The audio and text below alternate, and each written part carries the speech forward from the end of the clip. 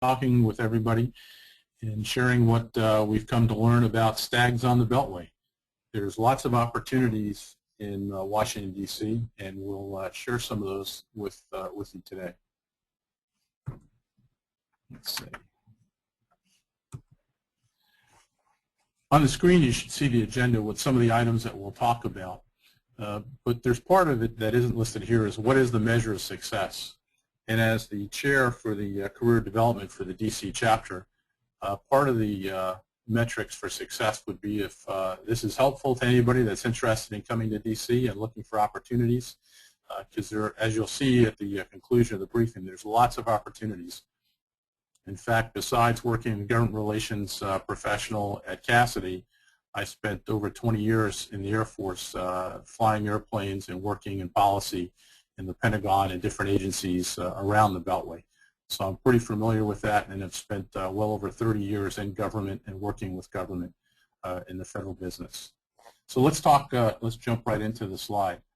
A lot of times when people talk about Washington, D.C. and the opportunities, they're usually thinking about political science, politics, and lawyers. I was a politics major at Fairfield, and I remember going through, we didn't have the internet, so of course we flipped through the big jobs books, and they talked about PhDs and political science opportunities and some think tanks. And it sounded interesting, but it wasn't even close to all of the opportunities that are down here. And it's not just for the politics majors. It's not just for future lawyers. There's tremendous opportunities. And I think especially after the financial crisis we had most recently, there's a shift for power that used to be around the New York metropolitan area that really is down in D.C. I find every day when I read the Wall Street Journal that there isn't an article in there that doesn't somehow reflect what's happening in Washington and the policies and the budgets that aren't key to what's happening in New York and other places around the world that aren't tied back to Washington, D.C. So stags on the Beltway, I have an image here that talks a little bit about what we're talking about with the Beltway. And you see in the middle is Washington, D.C. To the right is the Maryland area, and to the left is the Virginia area. The Beltway runs around clockwise, around all the areas and through it. So it's kind of an interesting place. I'm sure a lot of folks have been passed through with a lot of folks come for the high school graduation trip. A lot of people have relatives in the area, go in and see some of the monuments. But what's interesting is the opportunities. And oftentimes they talk about the Beltway gridlock and the gridlock of politics in Washington, D.C.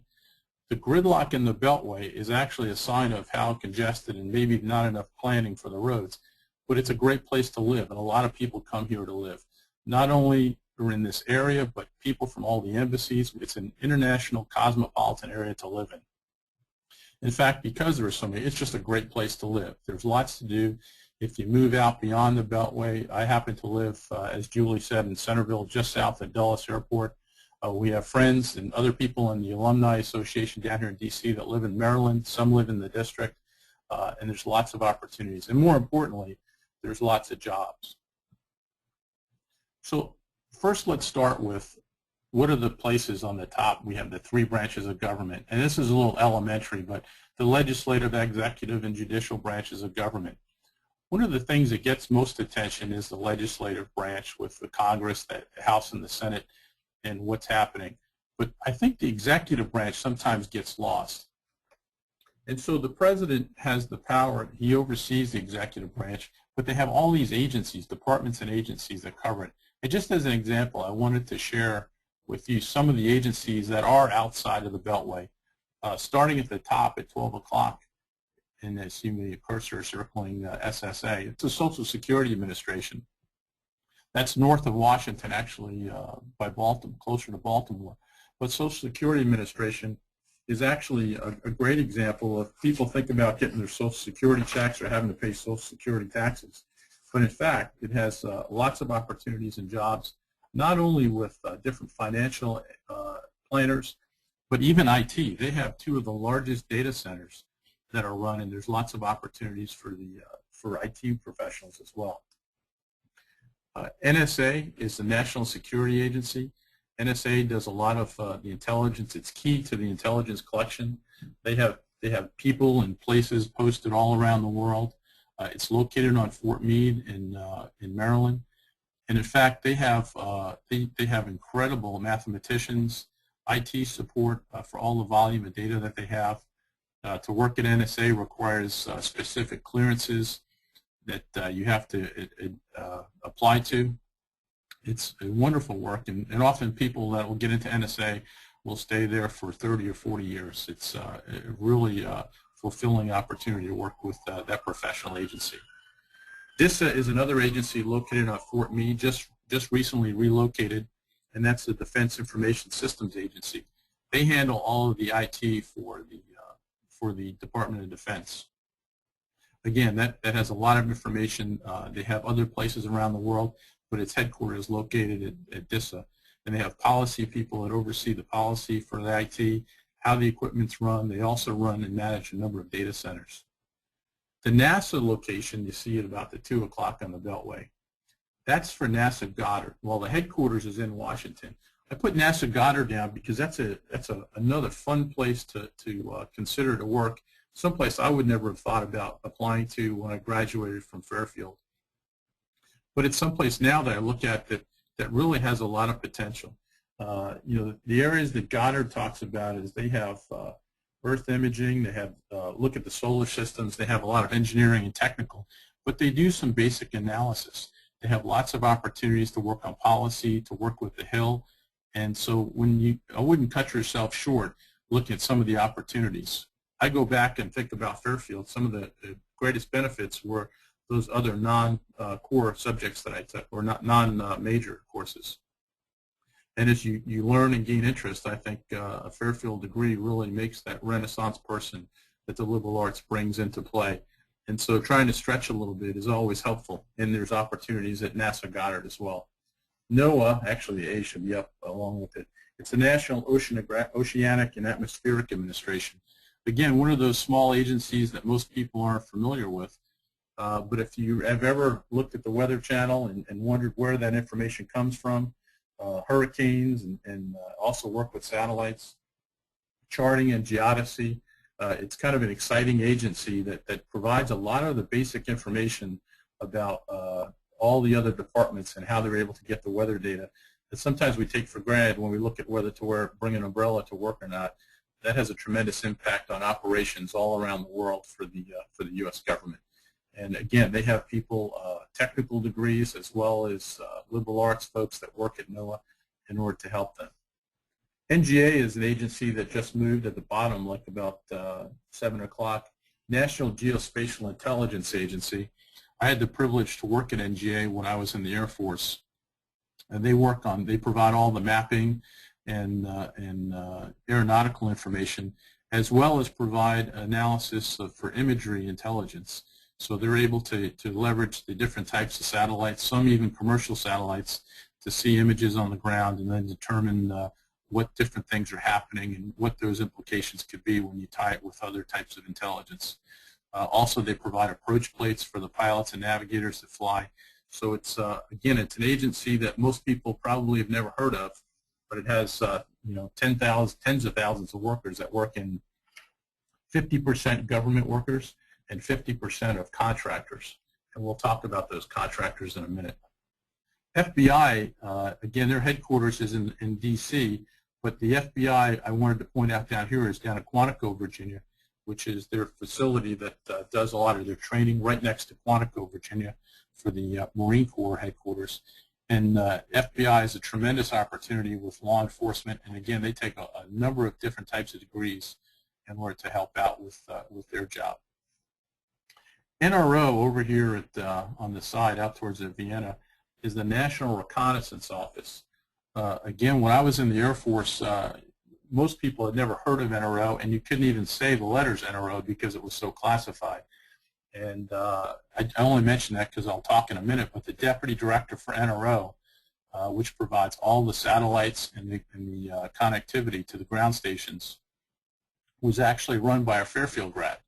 And so, again, not a place that you typically would think about, Fairfield graduates ending up at a place like NRO, but just quietly providing some of the unbelievable talent and technology that's made a difference to what we're able to achieve as a country by using agencies like the National Reconnaissance Office. And then last but not least, just as a quick survey, is well, NIST is one, and then I'll talk about NIH. NIST is the National Institute for Standards and Technology. They've got a wonderful campus up in Maryland, and they do a lot of different things. But some of the standards and technology you wouldn't even think about. They're core to the internet and the capabilities that they have at setting standards. They also are involved in the chemistry. So there's a lot of areas for NIST that they get involved in across the government. And then NIH is the one that I didn't talk about before. It's the National Institute for Health, and they talk about the medical research. And we have some great programs at Fairfield that probably some folks would be interested in working in a place like NIH, which are cutting-edge research and make an impact around the country. On the next slide, what I'll talk about is some of the government contractors. All those agencies I just mentioned, just as a sampling around the Beltway, to include many inside the Beltway with their headquarters that are more common, like Department of Defense and Justice. They all use contractors. And the contractors, just as an example, I just put the abbreviations. LM at the top of the Beltway is Lockheed Martin. These are all headquarters for these different agencies. Lockheed Martin is the #1 defense contractor, and it's split into 4 different groups. And I'll just mention this one as an example. There are 4 different sectors that Lockheed Martin uses. One of them is aerospace and defense. The other one is information technology. The third is space. And the 4th is emerging capabilities.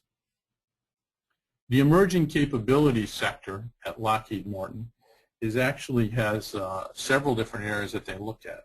One of them is alternative and renewable energies, and the other is healthcare. Those aren't things that you typically would think about with Lockheed Martin, but that is exactly where these government contractors are driving, because I have had the opportunity and the privilege to work with some of these folks and also work for them. But I think what you see is they really are about helping the government in different areas. They are private businesses. They are about, some of them are for-profit. These are all for-profit. There are some nonprofits that work with the government. But what they do is they're there to help their customer, the government. I have an associate that likes to talk about the Fortune 500, the Fortune 100. And do you know who the Fortune 1 is? It's the federal government. The federal government in the U.S. absolutely buys everything. And you think about typically, especially when you mention companies like Lockheed Martin, Northrop Grumman, General Dynamics, you think about battleships, satellites, airplanes. But the fact is the federal government has to buy furniture, they have to buy food, they have to buy utensils, they buy computers, they buy absolutely everything. And they prefer to buy it in bulk so they can get a better price. And then they have to ship that to all different places, not only in the U.S. but around the world, to their different embassies and the different military that are deployed. So it becomes a tremendous challenge in order to purchase things and then get it to the right people in a timely manner, but make sure you're paying a fair price as they oversee our taxpayer dollars. So Lockheed Martin and all these companies become integral to it, but the government is moving outside to these other important areas like energy and healthcare, and the contractors are trying to build some expertise in that as well. The fact is, as they retool, they're really looking for younger people with different kinds of backgrounds to come in and help them. So they're definitely, as you look for career changes, also looking for a fresh start from some of our Fairfield students looking to the future, someplace to really look at possibly considering. So if I go around the Beltway, I'll stay with the clockwise fashion. You come down to the bottom, it's British Aerospace. And British Aerospace is actually a UK company, but they have a North American. I thought I'd mention this one because their North American headquarters is here. Again, like the primary U.S. contractors, they have their own board that oversees the U.S. operations, so they're fully independent from the UK board, but they provide the same kind of support and have retired military officers for them, retired senior executives, and so they provide a great capability. CSC, Computer Sciences, has their headquarters as well in the Falls Church area. It's not just about computers. They provide systems integrator capability, really big with some healthcare. They just added some cybersecurity capability as well at CSC.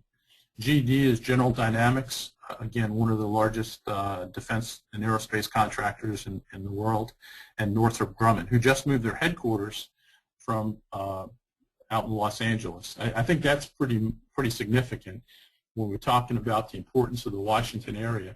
When you look at a company like Northrop Grumman that's actually willing to move after decades and decades of being on the West Coast to come closer to the customer to work right here in the DC area. BAH is Booz Allen Hamilton. They had a commercial business as well. Some of the folks up in the New York area may be familiar with that. They now call them Booz & Co. But Booz Allen Hamilton is, again, their headquarters right here, one of the top contractors. A little different twist because they provide the consulting businesses for the contract vehicle for the government in order to do analysis. And again, they employ people with many diverse backgrounds and split themselves out to help those different agencies throughout the government. SAIC, again, is here and used to be on the West Coast in San Diego. Brought most of their headquarters functions back here and provide similar functions to Booz Allen Hamilton. And the types of the fields that we talked about, I just kind of mentioned the biomedical and healthcare is getting a lot of attention because of the opportunities, especially as you start to put a lot of the information online, new technologies and what kind of capabilities they have. Cybersecurity, I don't think I've read the paper in the last month where there hasn't been an article in the first or second page about cybersecurity. Oftentimes, everybody worries about their credit card, but the fact is there's a lot of press today that talked about the director of National Security Agency and how we could actually be affected by our energy. And so if we're not a little better equipped with our cybersecurity, we could have major energy problems and the ability to shut down some of the energy that provides us throughout the country. So again, one of those things where it seems a little aloof and pretty unique, but it actually is core to all of our operations. In fact, how could we do our webinar if we didn't have the energy in order to provide this? Finance, again, every single agency has people that provide the finance. They worry about the travel, they worry about accounting. I'm embarrassed to say sometimes we would sit there when I was working at NGA and with the NRO folks, and we'd say, is that an M or a B? Or are we talking millions or billions? And how big is the program? What's involved? When you talk about the scope of a problem, when you're talking about space systems, if you're talking about airplanes, it's just staggering with the number of zeros that are on there and how much authority and responsibility we give to some pretty young people. You think about 20-year-olds that really have some great responsibility. If only to fly an airplane that's worth tens of millions of dollars if you take it up and fly. So it's opportunities are there, and it all comes down to finance and making sure the budgets are there. Space systems are amazing, as I mentioned to several of the contractors. They all have a space function, and it's an area again that space isn't just about the satellites. It's about that information that you're able to gain from it. We all use GPS. We all have used portions of the space infrastructure, and we come to take a lot of it for granted. But understanding and knowing the capabilities and how that works is pretty seamless. And that's coming from a politics major from Fairfield who got involved in working with space and also helping build out the UAV architecture. If you do it with a team, I really believe that our Fairfield background has provided us with great capability to stop, understand a problem, and to think. And if you're not the expert and you don't know the answer, you know enough to go find the right people to help you. And on the right side, the defense and aerospace are probably pretty typical. International affairs is another big area as we talk about all the capabilities to work with other countries, even to some things as simple as export controls. And how do you share information and technology? because it isn't just about the U.S. Even the business I'm in today, I have a number of clients that are from South Korea trying to introduce new products here in the U.S., in particular to the federal government. They are some of the world's leaders on the energy and IT capabilities, and so we're working with them. R&D is probably core, and if there are some business majors on here, you know you always have to reserve a significant part of your business to provide R&D so you continue to grow. Well, that's true for the U.S. government as well. And so they rely heavily on the contractors. They also have full-time labs, so you have some direct R&D that's done by the government. And through it all, you have analysts that are willing to sit down and look and think through problems and come up with anticipating what the future will be and how do we try to stay ahead of the enemies and provide the best equipment for our forces. So in the next slide, we talk about stags on the Beltway. I already talked about one of our alums that was the deputy director, and the picture with the fence behind it is the picture of the National Reconnaissance Office. He was the deputy director of that agency, and again, there's some wonderful stuff. If you've never seen the National Reconnaissance Office, they actually have some of it highlighted and have some declassified a number of the capabilities. And you can be proud to know that you know, our alum have been part of helping that agency and what we've been able to achieve with our reconnaissance satellites. The FBI, we've had a number of people that work at the FBI, to include most recently the head of the counterintelligence. So again, a very senior person in the FBI. We have folks that are helping out, working to keep us safe from the terrorist threat. And that person is involved with trying to figure out who the good guys and the bad guys are. Not everybody is on the same team all the time, and he's involved with trying to think through those problems and what happens. The SEC, another key agency for what we do day in and day out as a country and with our business, and we have some former alums that are in very senior levels at SEC as well. And then you look at the others, where a number of contractors in White House and Congress. We have a number of events, and we have a very active DC chapter. I invite everybody, if you get a chance to come to DC, please feel free to contact me, but look online and reach out through the alumni office and send us an email, tell us you'll be in town, because we may have some events that we'd love to have you with. We've had folks stop by for some of the events I'll talk about in a minute, our briefcase breakfast. And we have a number of times people that are working in Congress and the White House will come by, the trade associations, the think tanks. It's really exciting to see the diversity of stags that are down here working in the DC area. So who are the contractors? There's actually, because part of this is thinking about where you can go and what kind of opportunities there are.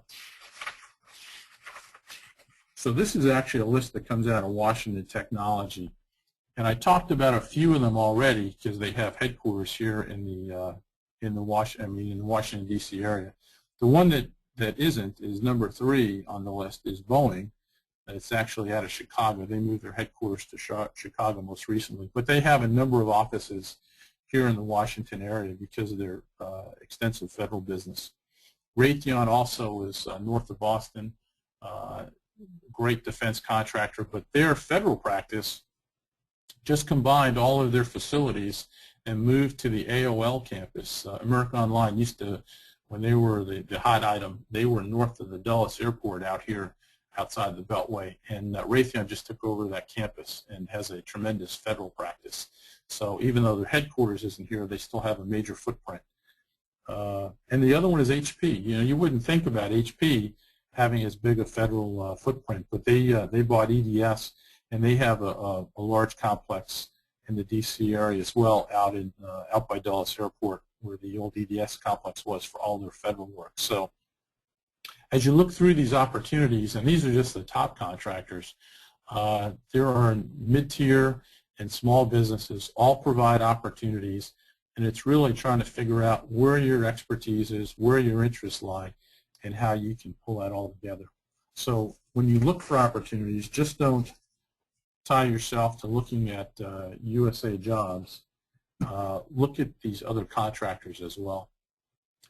And so one of the things to talk about is, how do you find opportunities? You know, I really enjoyed my time at Fairfield, and you find opportunities just like you find and meet people. Join clubs, you know, maybe sports events, socials. You know, whether you like it or not, sometimes golf outings or the networking events can really be helpful if you're looking for opportunities. So part of it is get smart on these websites. Look at the agencies. If you haven't seen it already, usajobs.com is one site, but it doesn't have all the job opportunities. You really need to look at the different types of agencies, and they have specific job opportunities that they'll advertise as well.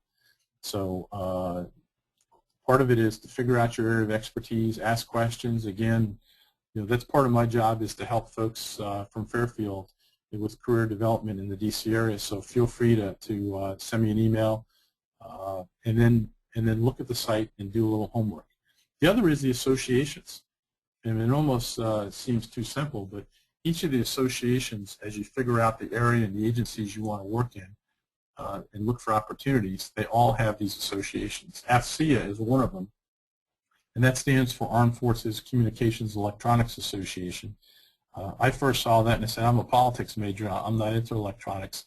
But the fact is, that's a key association if you want to work for the defense contractors and some of the IT businesses, which aren't all about IT. You don't have to be able to work with ones and zeros or know how to be a programmer.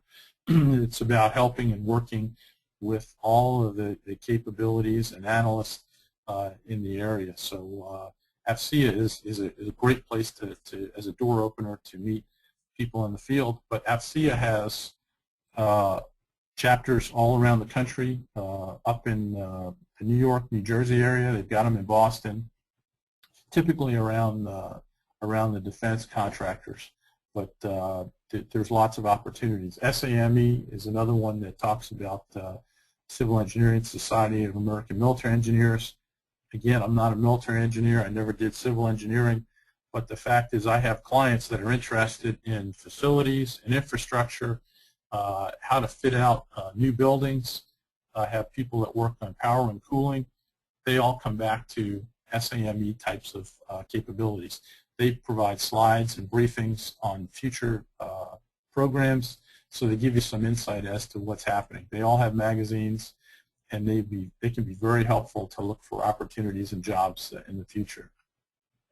HIMSS is another one. It's called the Healthcare Information Management Systems Society, and HIMSS is where all the healthcare folks go, and they have a number of events that they'll host, again, with different chapters, and it's centered around the healthcare. Lots of opportunities there as well. And then actually, if you attend a conference, and there are many conferences, I just happened to pull up some of the military ones as an example, but the one I have listed here, the AUSA, the Association of the U.S. Army, people would say, it's an Army. This AUSA show is unbelievable. It takes up the entire D.C.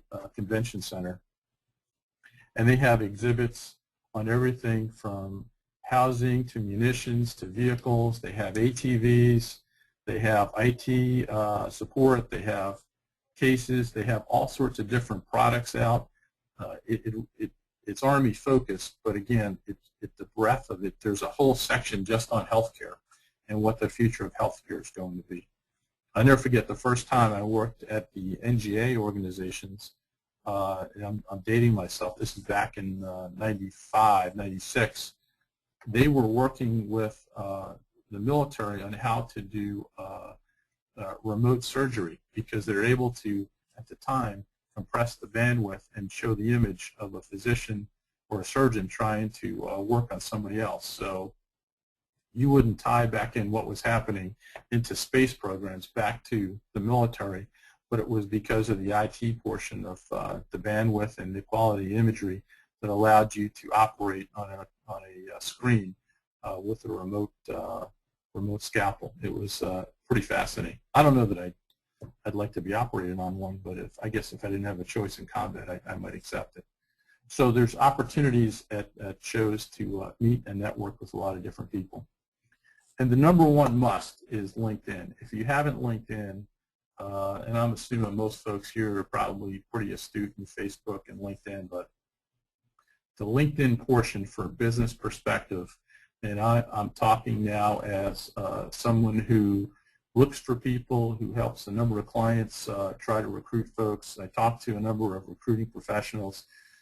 Without a doubt, they all use LinkedIn as a primary source. So I highly encourage you to use LinkedIn, leverage it, take advantage of the Fairfield alumni links because they'll tie in. I actually, even though I'm married to a nurse who went to Fairfield, I hadn't thought about all of the connections when I had a healthcare client, and I linked in and I looked at the healthcare, and sure enough, I had a half dozen of alumni from Fairfield had moved into the United Healthcare and some of the benefits programs, and were senior leaders in the agency, and were able to help me out and make some introductions.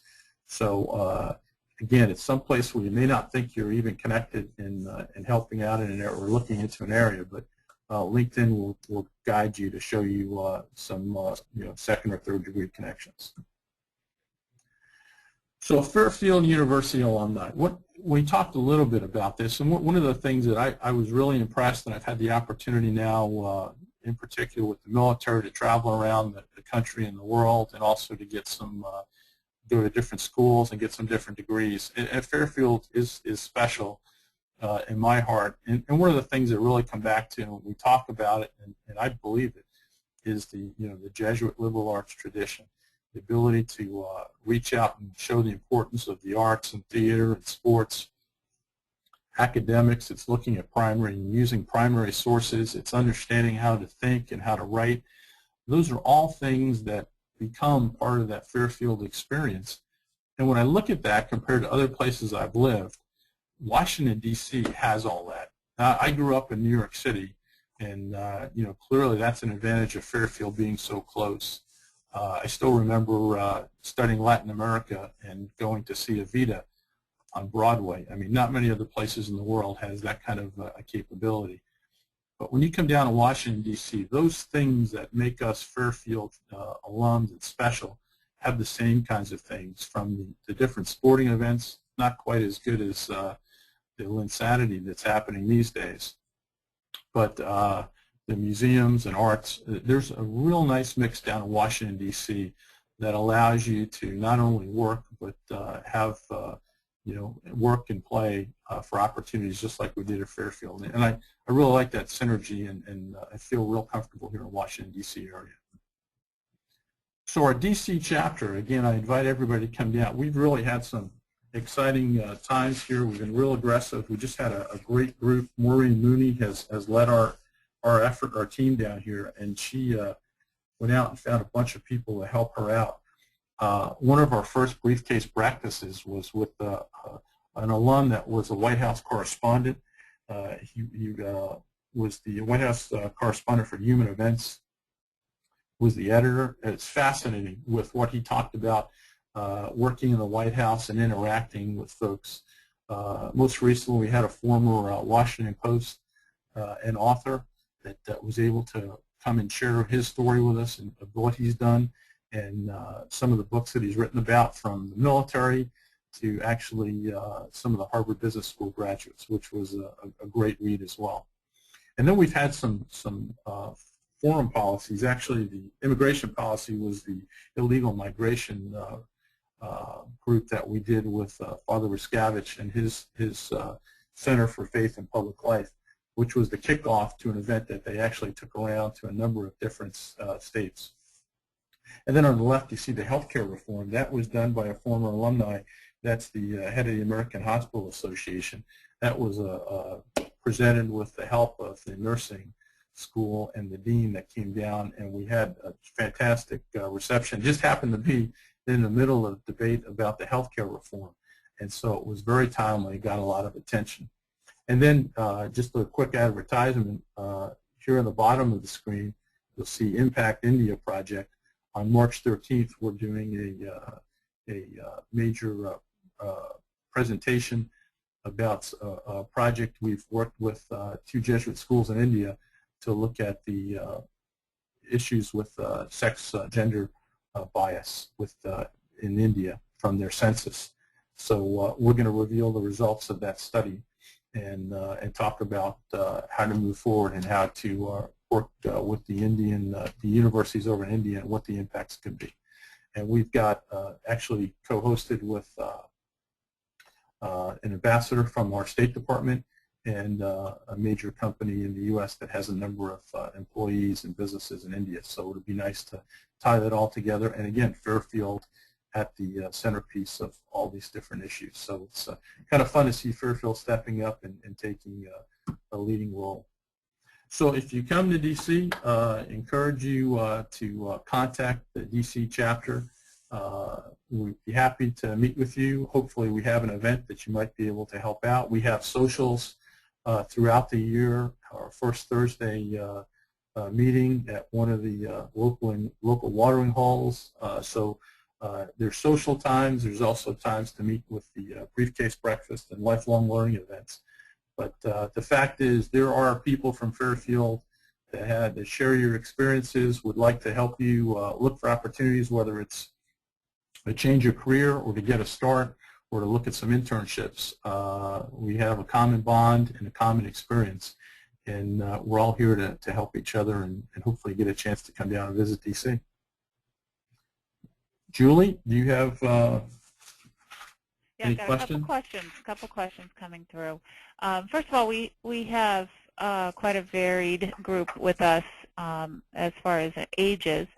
So in talking about the opportunities, you know, how would you suggest for the most experienced of us to go about searching for opportunities?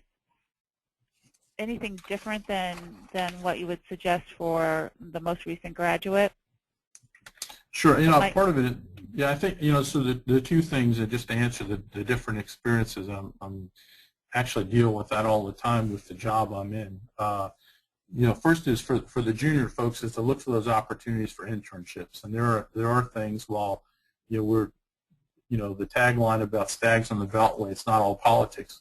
Well, it is politics, and if you have an opportunity to work in an opportunity for an internship in the House or the Senate or work in Congress, there's a great place to start. It does horrible pay, you know, a lot of it's volunteer, but if you get an opportunity to do that, that's a great place to start and see a lot of different things. If you're mid-career or more senior, I would say focus on the capabilities and what your experience is. I actually have a neighbor who was the president of a printing company, a very successful printing company. About 5 years ago, he just said, hey, this isn't sustainable and where the printing business is going, but I think I'd like to have some more security because I still need to look towards retirement in another 10, 15 years. He got a job as a 50-year-old working for the government printing office as a senior executive. So again, the government printing office doesn't just print. It does provide the information to the government. And there's an opportunity of somebody with a mid-career career change that was kind of the same, a little bit of a risk, but he's done very well. As administrations change, there's always opportunities to get mid-level and senior-level positions, not just political appointees, but a lot of folks will rotate. The aging of, just like a lot of jobs, a lot of the baby boomers are starting to retire. There's more opportunities opening up. And so I encourage you to look at an agency in particular, leverage LinkedIn, and you can always feel free to contact me or folks in the DC area to just chat about opportunities, and maybe we can help you think about other agencies as well. Okay, great. Now another question came in. Are there actual age limitations in some agencies that you're aware of? Not really. I mean, so because obviously age discrimination, there are some for you know, obviously the military and FBI, Secret Service. So some of those for the more physical aspects, but other than that, not really. As I just mentioned, my neighbor was over 50 and he switched jobs and had the opportunity. So they don't always make you start at the bottom rung. The old school was, you get into the government when you're in your 20s and you're going to stay there for 35, 40 years and get the retirement. They've changed the retirement system even with the government. So where you had to stay the whole time in order to get the retirement, it's now just like a 401k. So you're going to make your contributions and you'll be able to take that with you. So it's not a all-in for the government jobs anymore. It really is a little bit more like being a free agent and looking for the best opportunities. And I do know people that have come in and out of government as well pretty successfully. Okay, great. And another question, can you provide a link to the list of agencies that could help when we're searching? Is there a specific link that has every agency listed? No, well, the one that's most common is the usajobs.com that I talked about, and it's okay. usajobs.com. But even if I went through and just as I talked about the agencies and just double checking on the research, when I put NASA Goddard and jobs, well, actually I put NASA Goddard jobs popped up. And there were 3 different websites that had jobs, and I did click them, and there are a number of job opportunities at NASA Goddard, and put those in. So if you put the agency and the word jobs, and you'll see them pop up. They're all trying to get in those opportunities. What's a little bit more difficult is trying to find those agencies. Trying to find the contractors that are associated with those agencies. But if you were to put Booz Allen NASA Goddard jobs, you would probably find a few for them as well. And there are each of those contractors we talked about have recruiting offices. Even as a retired military, when I came out, I interviewed with about 5 or 6 of those different companies. And even though I knew people, some of them I didn't know people, but I knew the jobs that they had.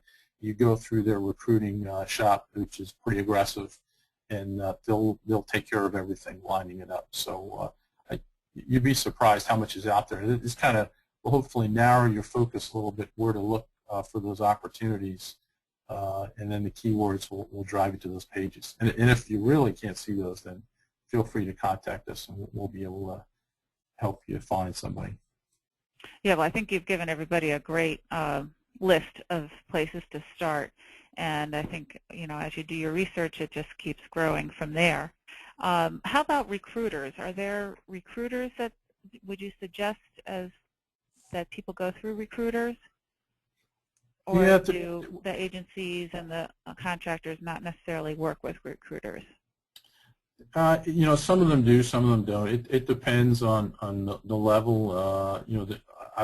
There may be folks here that are senior enough to be C-level opportunities, but those typically will be some pretty small group of recruiters that would look for folks to do that. But for the most part, they're not necessary. There are folks out there that will find you if, in fact, you're interested. But I don't really think that they're required in order to get the types of jobs at the entry and mid-level opportunities with the contractors and the government jobs. And just to, Julie, kind of on that note, one of the things Julie and I had talked about, there's actually Forbes in their 2011 list of the wealthiest counties. List 4 of the top 10 are in the D.C. metro area. Same thing with, if you go on Wikipedia, the wealthiest counties in the U.S. They talk about Falls Church, Loudoun County, and Fairfax. The top 3 are all right here, and all those government contractors cover that. That's not to say that they're making excessive salaries, but it is to say that it's you can make a very nice living.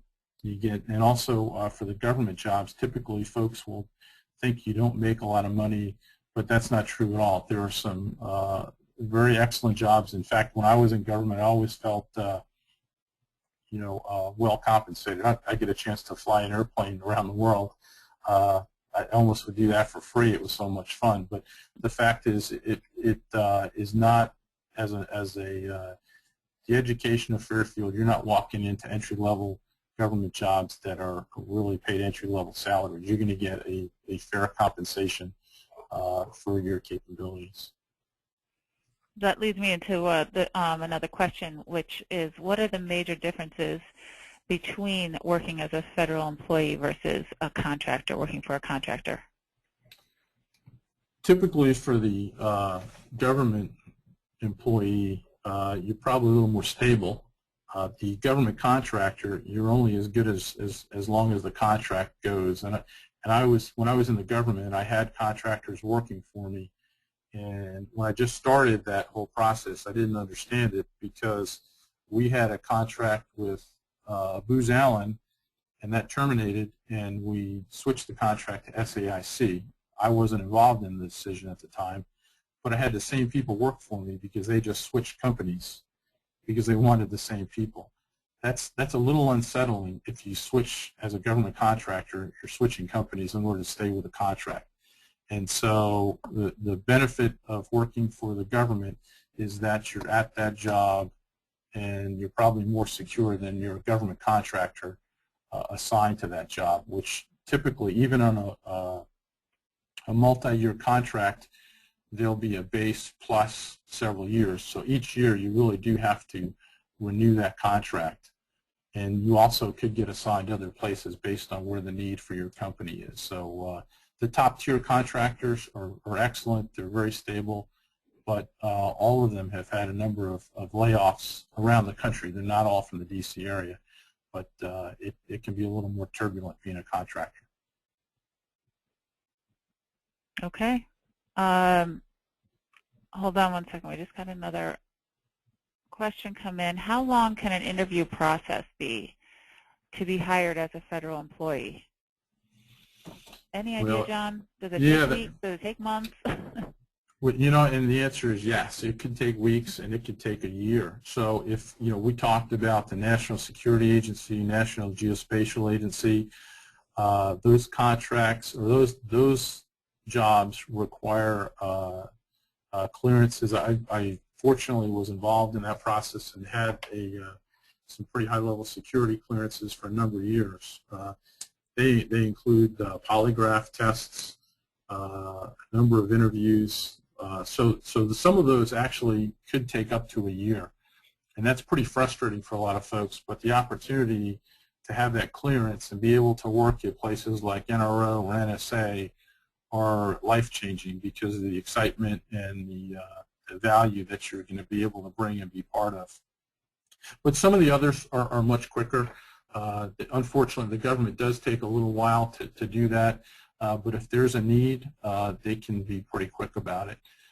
And without bringing politics into it, if depending on how the election goes later in the fall, if there's a change in the administration, well, even if there isn't a change in the administration, there'll be a lot of jobs. So typically at the end of 4 years, even if the president gets reelected, a lot of the senior people will change, and that means a lot of other people below them change. So for those mid-career folks, there could be some opportunities if you wanted to do that. If you were a political appointee kind of a person, you're probably not listening to this, or you probably or see it at a political fundraiser tonight. But those people would be very active and involved now as well. So this end of this first 4-year term for the president, whether he's reelected or not, will cause a lot of change and opportunities in the Washington area, especially for jobs in government. All right. That is fantastic information, John. Thank you so much for sharing all of this with us.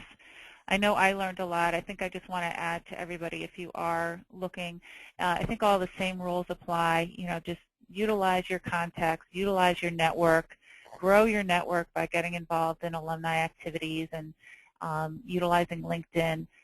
That will help, you know, wherever you choose to end up.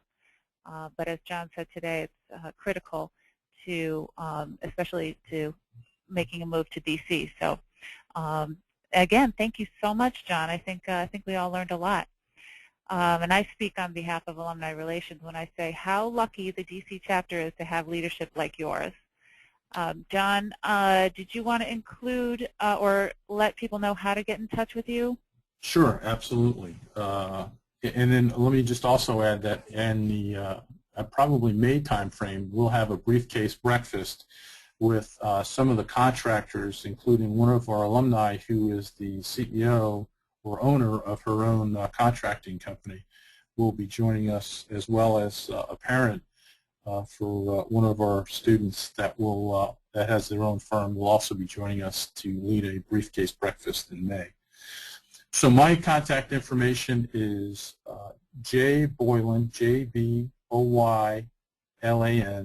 at Cassidy.com, CASSIDY.com, and my phone number is 202-585-2424, and I'm happy to help, not only as a fellow alum, but I consider part of my duties as the Alumni Chapter here in D.C. as the Career Development Chair. So happy to help and point you in the right direction. Well, fantastic. Thank you, John, and thank you everybody for joining us today. If you need weren't able to write all that down, or if you need follow-up information, please don't hesitate to email me at jtuozzoli@fairfield.edu or call the Office of Alumni Relations, and we'll get all the information out to you as best we can. So thanks again for joining us today. Please join us for our next in our series of alumni career webinars on March 20th, and that is going to be Presenting Yourself Strategically. It is presented by Dr. Paul Maloney, who is our very own Fairfield University Assistant Professor of Applied Psychology programs in our Graduate School of Education and Allied Professions.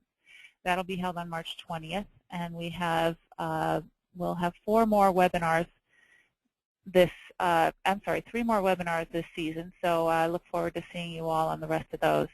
So again, John, thanks a lot, and any questions, please don't hesitate to contact Alumni Relations. Take care, everybody, and have a great day.